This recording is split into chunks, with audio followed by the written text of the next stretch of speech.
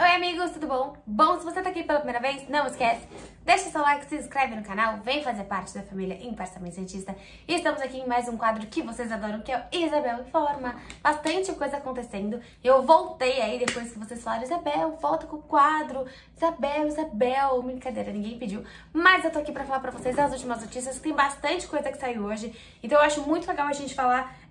Tô olhando bastante aí as matérias, tanto do Lucas Mussetti, como também do Iago Rudá no GE, que eles falam bastante sobre a importância do Falcão, a rotina do Falcão, o que o Falcão vai fazer no Santos, e dentro disso a gente tem informações sobre Felipe Jonathan, sobre Zanocelo, sobre Rodrigo Fernandes e sobre os emprestados, né? Porque na matéria do Iago ele traz bastante essa parte da função do Falcão. E eu quero começar pela matéria também do UOL, que fala que a rotina atual, né? A rotina que o Falcão terá não vai ser a do dinheiro, não vai ser exatamente o Falcão que vai mexer no orçamento. O comitê de gestão continua responsável por acertar salários e valores de compras, vendas e renovações.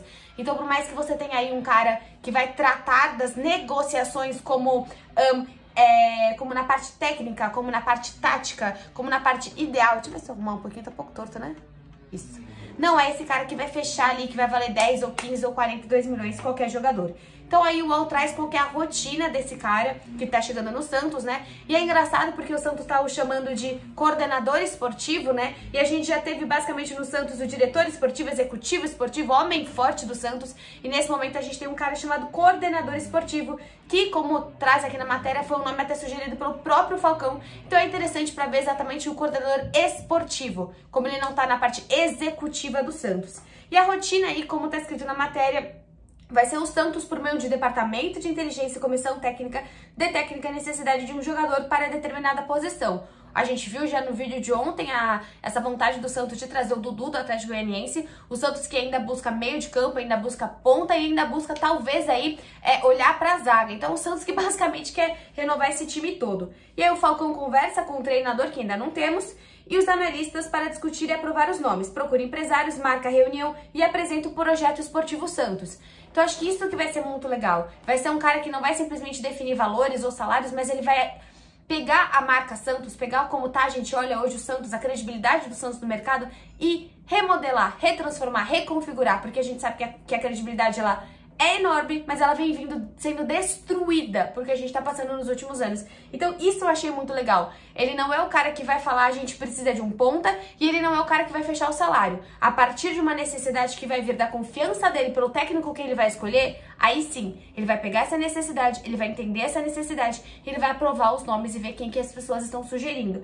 Isso eu acho muito legal, porque a gente reclama muito do Rueda, que o Rueda é extremamente centralizador. Então não, o Falcão ele não vai olhar um cara, querer o cara, conversar com o cara, marcar a reunião, apresentar o projeto, fechar o negócio. Não, ele vai trabalhar dentro de um processo, dentro de um sistema do Santos Futebol Clube, que é muito diferente de cada um simplesmente definir as coisas de maneira independente. O que é muito legal, que traz também na matéria do GE, é que o novo coordenador precisa definir os reforços, né? Aqui na matéria fala que a expectativa do Santos é ter o elenco fechado no dia 14 de dezembro, data de reapresentação do elenco após as férias. Só que a gente sabe, por exemplo, para vocês terem uma ideia, hoje o Santos simplesmente tem 9 reforços não, né? 9 emprestados que estão voltando. O Santos vai continuar com eles? Não vai continuar com eles? Até vou gravar um vídeo, se tudo der certo, sobre exatamente esses nomes. Hoje o Santos, olha quem tá voltando, hoje vai.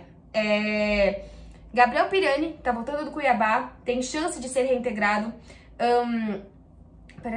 Raniel, do Vasco, Lucas Lourenço, do CSA, o Jobson, William Maranhão, que o Atlético Goianiense não quis ficar com ele, Wagner Leonardo, Alanzinho, Guilherme Nunes, Felipe Cardoso. Então, cara, tem bastante nome aqui, que sei lá, quem que vai ficar, mas não é o Falcão que vai decidir isso.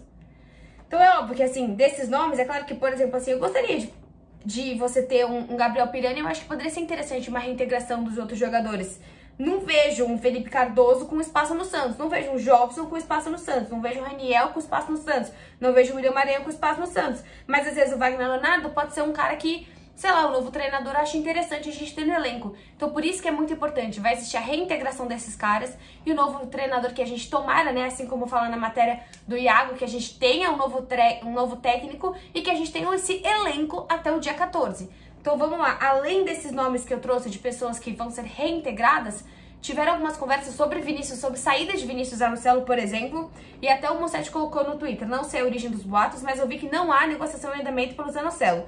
O Lucas ouviu o Santos, a Ferroviária e o empresário que cuida da carreira do jogador. O Santos ainda não pagou, mas notificou a Ferroviária que exercerá a compra e está calçado no contrato. Acho interessante que o Santos está calçado no contrato de duas formas, né? Também isso acontece com o Rodrigo Fernandes. O Santos, quando ele contrata o Rodrigo Fernandes, né, esse empréstimo do Rodrigo Fernandes, ele já meio que fecha um valor com ele. A matéria também no Lucas Musetti que ele fala, bom, esse valor de compras está em 6 milhões. Já fecha a compra e já fecha o salário.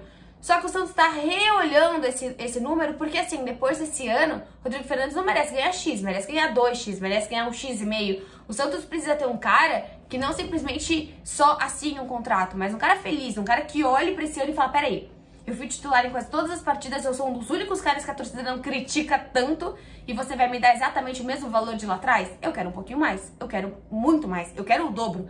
Aí também vai do Santos essa negociação com o Rodrigo Fernandes. Então, olhando esses dois caras, Zanocelo e Rodrigo Fernandes, não existe ainda compra, mas existe ainda o Santos exercendo esse poder de compra, tanto de um lado quanto do outro, e muito olhando para o contrato.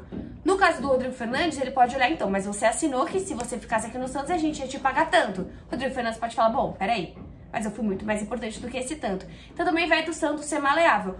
O que eu fico feliz é que o Santos pelo menos fez um contrato inteligente, que agora vai estar na mão do Santos essa definição. Mas eu acho que além de você ter na sua mão a definição, você também tem que ser justo, que é o que a gente espera. E por fim, né, ainda dentro desses nomes aí de mudanças do Santos, a gente tem o nome do Felipe Jonathan. Ao que tudo indica, no presidente Marcelo Paz, no Esportes do Povo, falou sobre o interesse do Fortaleza no Felipe Jonathan. É um nome que gostamos, formado na base do Fortaleza, e depois foi pro Ceará. O Santos compra ele do Ceará. Foi bem estar no Santos e é um jogador interessante e cearense. Não é uma opção fácil. Cara, eu acho bem interessante que as pessoas comecem a se movimentar e que o Santos tenha ao lado dele, como a gente tá bem falando aqui, um cara que vai olhar pro Felipe Jonathan e falar, bom, ok, você tem uma proposta pra ir e essa é a nossa proposta pra você ficar. Nossa, Isabel, o Felipe Jonathan tem que ir embora. Cara, pode ir embora o Felipe Jonathan, tudo bem. Mas quem que você vai colocar no Felipe Jonathan ali no lugar? Só vai ter um lateral esquerdo chamado Lucas Pires. Esse ano, o Felipe Jonathan foi mais... Assim, depois que o Lucas Pires se lesionou, o Felipe Jonathan foi mais regular que o Lucas Pires. Sim, o Lucas Pires foi muito mal. Mas precisa entender isso também. Como eu falo, é muito fácil você falar tchau, Auro, tchau, Matson, tchau, todo mundo. Quem você vai colocar no lugar? O Dudu que a gente tá vendo é lateral direito. Então, assim, entre... Ui, ainda tá me irritando isso que tá meio virado. Entre as possibilidades, eu prefiro você ficar com o Felipe Jonathan do que você só ter o Lucas Pires. Por quanto tempo a gente só teve um lateral direito ou só teve um lateral esquerdo? Que no caso era o próprio Felipe Jonathan. Então, acho que assim, o que a gente comenta muito aqui é como um time como Fortaleza hoje consegue tirar um jogador do Santos. Porque é um time com uma proposta de Libertadores, é um time organizado, é um time com uma baita torcida, é um time com uma estrutura. E o Santos já perde muito desse lado. Então é isso, várias notícias aí, um projeto Falcão começando, né? Eu fico bem animada que o Santos começa a mostrar alguns termos de responsabilidade, alguns termos de processo, alguns termos de profissionalismo dentro do clube. E é claro que isso vai aparecer, tanto o Zanocelo e o Rodrigo Fernandes pressionando pra ficar e pressionando para serem comprados, que, cara, independente do técnico, eu acredito muito que não vai fazer o que o Orlando Ribeiro fez de não utilizar o Zanocelo, como outras pessoas também batendo na porta, seja o Felipe Jonathan, seja o John, outro bom jogadores falando, e aí? Vai, o racha? Vamos ficar? Não vamos ficar? Qual é o projeto? O que vocês me dão em troca? E é isso. Vejo vocês no próximo vídeo.